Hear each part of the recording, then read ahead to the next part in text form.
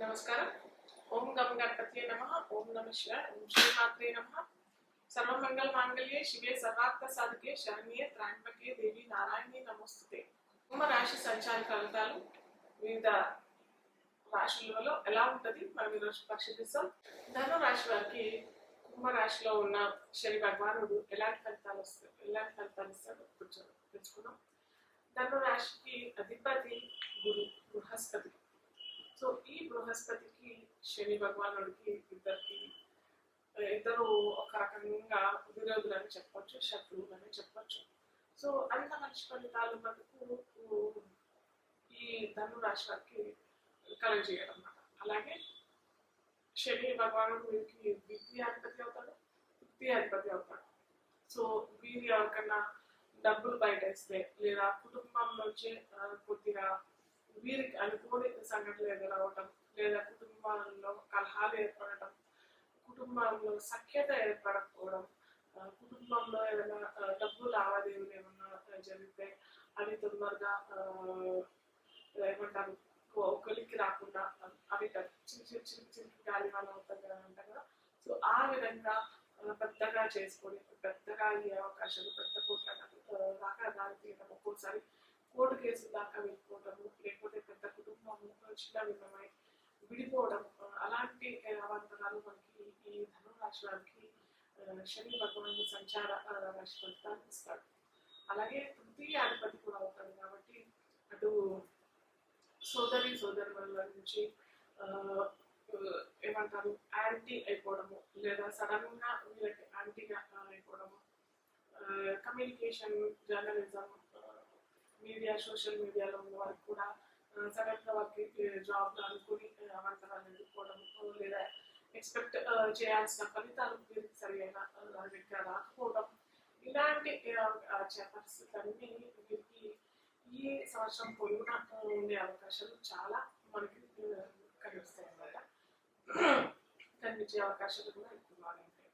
అలాగే శని భగవానుడు కుంభరాశి నుంచి మేషరాశి చూస్తాడు కాబట్టి మేషరాశి వీరికి పంచమ రాశి అవుతుంది ధను రాశి వారికి. కాబట్టి సంతానం విషయంలో వీరికి సంతానం నుంచి లేదా సంతానం ఎక్స్పెక్ట్ చేద్దామని అనుకునే వారికి కూడా చాలా డిలే అయిపోవడము, సంతానం నుంచి సత్ఫలితాలు పొందకపోవడం, దురాశ దుఃఖానికి చోటు కలగటం, సంతానం నుంచి అన్ఎక్స్పెక్టెడ్ గా వీరికి ఏదన్నా బ్యాడ్ న్యూస్ వినడం, లేదా సంతానానికి ఏదైనా ఇబ్బంది పాలవటం, లేదా సంతానానికి సడన్ గా ఏదన్నా ఏమన్నా అనుకోని ప్రమాదాలు జరిగిపోవడం, ఇలాంటివన్నీ మనకి ఈ సంవత్సరం కూడా ఉంటుంది. కాబట్టి కొద్దిగా సంతాన విషయంలో చాలా తగు జాగ్రత్తగా వహించడం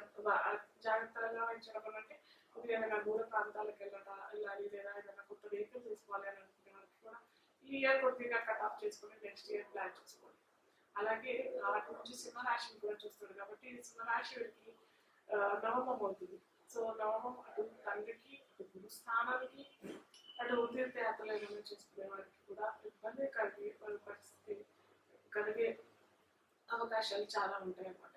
తండ్రికి అనారోగ్యం గురయ్యే అవకాశాలు, గురువు నుంచి సరైన సపోర్ట్ దొరకకపోవడం, వీరికి గురువు నుంచి సడన్ గా అభిప్రాయ భేదాలు కలగడం, ఇలాంటి లేదా వీరు ఎక్కడికి తీర్థయాత్రలు అక్కడ ఏమంటారు అనుకున్న విధంగా ప్లాన్ చేసుకున్న విధంగా వీళ్ళు ప్లాన్ చేసుకున్న ఒక విధంగా అక్కడ జరిగేది సంఘటనలు అనుకోని సంఘటనలకు గురైపోవడం, ఏదైనా ఫ్లైట్ క్యాన్సిల్ అవడము, లేకపోతే ఏదైనా తుఫాన్ వచ్చి వీరు చేసుకోవాల్సిన ప్రయాణం అయిపోవడం.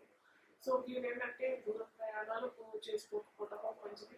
విదేశీయానం చేసుకోకుండా ఉంటేనే సడన్ విజిట్ చేద్దామని అనుకునే వారికి కూడా అంత మంచి టైం అయితే కాదని చెప్పొచ్చు.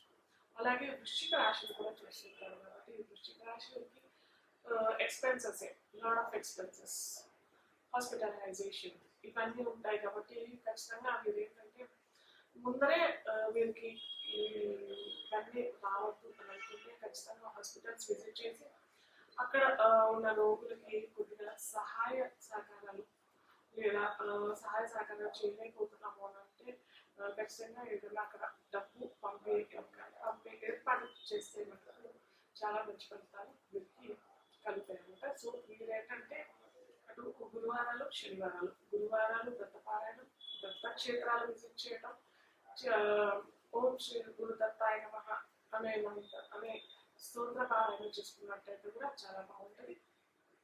శనివారము మీరు శనికి సంబంధించిన ఆరాధన అంటే హనుమాన్ చాలీసా, హనుమాన్ కవచం, ఆంజనేయ స్వామి దండకం చేసుకొని మీరిలో రంగు వస్త్రాలు వస్తువులు కూడా ఇస్తే కూడా దానం చేస్తే కూడా చాలా మంచిది. మీన రాశి వారికి కుంభరాశిలో శని భగవాన్ సంచార ఫలితాలు ఎలా ఉన్నాయి మనం తెలుసుకుందాం. మీన రాశి వారికి కూడా మనం మకర కుంభం ఎలా అనుకుంటున్నాము, ఈ మీన రాశి వారికి కూడా ఏళ్ళనాటి శని, అలాగే మనం అనుకున్నట్టుగానే ఈ లగ్నాలు ఏ లగ్నాల వరకు యాంటీ, ఏ లగ్నాల వరకు ఫ్రెండ్లీ అది చూసుకోవాలి. అది చూసుకొని ఫలితాలు దాని తగ్గట్టుగా పరిహారాలు చేసుకుంటే మనకు ఖచ్చితంగా ఆ ఏళ్ళనాటి శని నుంచి మనం విముక్తి చెందే అవకాశం చాలా ఉంటాయి.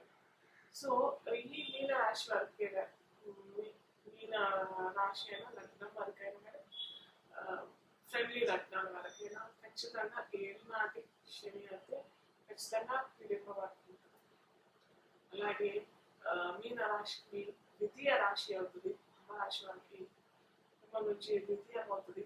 ద్వితీయం కుటుంబం అవుతుంది. కుటుంబంలో కొన్ని తలుపు ఎదుర్కొనే అవకాశాలు, డబ్బు కూడా అవుతుంది.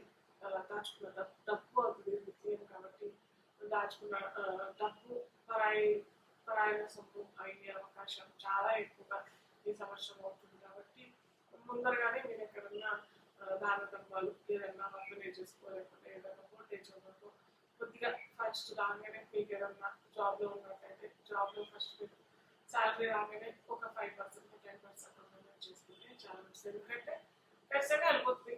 మీరు 5-10% దానం చేసుకోకపోతే ఒక 20% 30% ఇలా లేకపోయినా శని భగవాన్ లాగేసుకుంటాడు. కాబట్టి ఖచ్చితంగా ముందరగానే మీరు చేసుకున్నారు అనుకుంటే ఓహో ఈ జాతర ముందరగానే చేస్తున్నారు, మనం చూసి ఆచితూచి వీళ్ళ నుంచి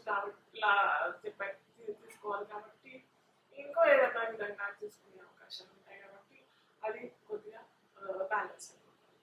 సో ఈ మీన రాశి వారికి ఏంటంటే మేషం ద్వితీయం అవుతుంది. కాబట్టి మేషరాశిని కుంభరాశిలో సంచరిస్తున్న శని భగవాన్ని చూస్తారు. కాబట్టి సో సేమ్ అలాగే కుటుంబాలు కలపలు ఏర్పడే అవకాశాలు, కుటుంబంలో సఖ్యత లేకపోవడం, లేదా ఫేస్ ఏదన్నా సడన్గా ఏదన్నా గాయాలు లేదా దురదలు ఉప్పులు కావడం, ఇలాంటి అన్ని అవకాశాలు వచ్చే అవకాశాలు, చిరాకులు చాలా కుటుంబంలో భేదాభిప్రాయాలు రావడం, ఇలాంటివన్నీ జరిగే అవకాశం, డబ్బు వల్ల కూడా వచ్చే అవకాశం చాలా ఉంటాయి. కాబట్టి నాకు జాగ్రత్తలు ముందరగానే ఇప్పుడు చెప్పినట్టుగానే ముందరగానే డబ్బులు ఎక్కడన్నా డొనేట్ చేసుకుంటే చాలా మంచిది.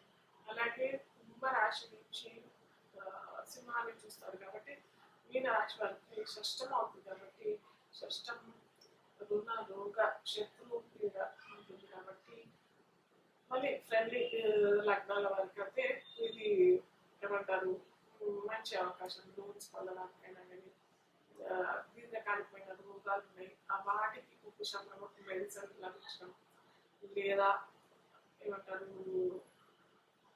ఏమన్నా దీర్ఘకాలికమైన రోగాలతో వారికి సడన్గా నయమైపోవడము, సడన్గా వారికి చికిత్స లభించడం, ఇలాంటి అవకాశాలు చక్కగా ఉంటాయన్నమాట.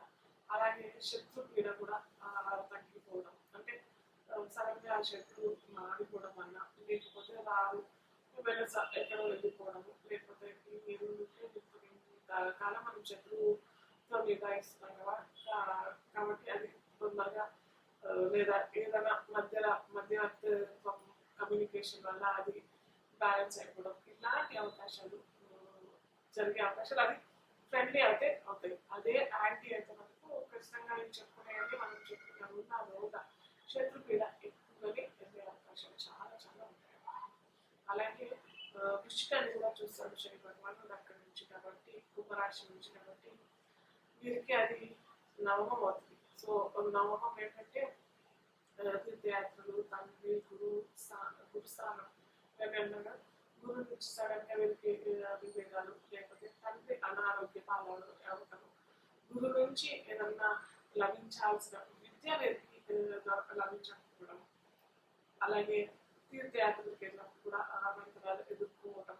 సో అందుకే నేను చెప్తాను ఇలాంటి మళ్ళీ చెప్తాను యాంటీ టెక్నాలజీ ఖచ్చితంగా రిసీవ్ చేసుకోకపోవడం మంచిది. ఎందుకంటే మీన రాశి వారికి కూడా ఈ సంవత్సరం పొడవునా రేపు నెక్స్ట్ ఇయర్ 2025 31 మార్చి దాకా మనకి శని భగవాన్ ఇక్కడే సంచరిస్తున్నారు కాబట్టి ఖచ్చితంగా ఏకాక్షరి ఉంటుంది. రేపు తర్వాత కూడా ఏకాక్షరి ఉంటుంది. రేపు ఇంకా 2.5 years కూడా ఏకాక్షరి ఖచ్చితంగా ఉంటుంది కాబట్టి ఖచ్చితంగా మీరు దూర ప్రాంతాలు విజిట్ చేయాలనుకుంటున్న కూడా చేయకపోవడమే మంచిది. దగ్గర ప్రాంతాల్లో ఏమైనా కుటుంబాలు విజిట్ చేస్తే చాలా మంచిది. అలాగే మీన రాశి వారు గురువారాలు దత్త క్షేత్రాలు విజిట్ చేయడం, లేకపోతే దత్త పారాయణ చేసుకోవడం, నీలిమ రంగు వస్త్రాలు శని భగవానుడి ప్రీతి కొరకు నూనె దానం శనివారాలు చేసుకుంటే, దీపారాధన కోసమైన కానీ ఆవ నూనె, నువ్వుల నూనె కనుక శనివారం ఇచ్చి, అలాగే శని ప్రీతి కొరకు శని జపం, తర్పణం, హోమం, దానం ఇవన్నీ చేసుకుంటే మనకు మీన రాశి వారికి కూడా సత్ఫలితాలు లభించడానికి అవకాశం ఉంది.